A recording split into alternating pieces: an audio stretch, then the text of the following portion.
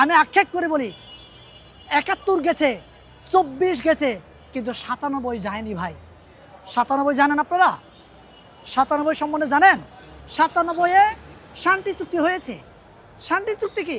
অশান্তি চুক্তি হয়েছে ভাই। এই অশান্তি চুক্তির ফলে একটা গোষ্ঠী সুবিধাপ্রাপ্ত হয়েছে।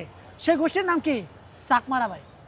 চাকমারা এই ঢাকা সব জায়গায় দেখবেন যে ওরা, এই যে ঢাকা ইউনিভার্সিটি দেখবেন যে মাইক্রোফোন ধরলে বলবে আমরা খুব নির্যাতিত, নিপীড়িত, পাহাড়ে সেনাবাহিনী আছে, পাহাড়ে বাঙালিরা আছে, এদের জন্য আমরা নাই। কিন্তু দেখবেন এদের ধারায় আমি চাক, এই যে আমার সাথে আছেন একজন মুরো ভাই আছেন, এরকম অনেকগুলো জাতি আছে, তাদের দ্বারা শুধু আমরা না, বাঙালিরাও যেমন নির্যাতিত, আমরা সবাই ওদের কাছে নির্যাতিত ভাই। এই কথা কে বলবে? কারা বলবে? সন্তু লারমাকে কেন আজও বহাল তবিয়ত আছে? এদের সামনে ৯ আগস্ট আসছে। ওর ৯ আগস্টে দেখবেন যে বিভিন্ন জায়গায় উস্কানিমূলক কথাবার্তা বলছে, দেশের বিরুদ্ধে কথা বলছে, ভারতের পক্ষে এবং এই যে জাতিসংঘের পক্ষে বয়ান তুলছে। এর টাকা চলে আসছে অলরেডি।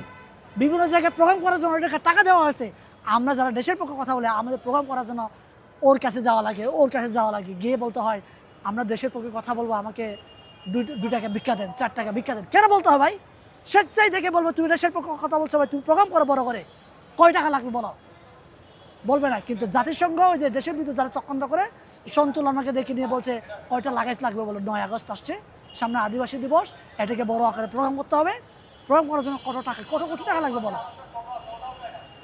তো এই যে আমরা এই জন্য বলছি ভাই, আক্ষেপের জায়গা থেকে বলছি, দুঃখের নিয়ে বলছি আমি, আমাদের সবাইকে এই দেশকে ধারণ করতে হবে।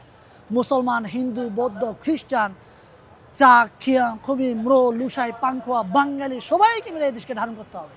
আমরা যদি এই দেশকে ধারণ না করি, ভারত বারে বারে আমাদেরকে বন্যার পানিতে ভাসাবে, গুলি করে মারবে, গুম করবে, খুন করবে। ওদের কথা মতো চলতে হবে।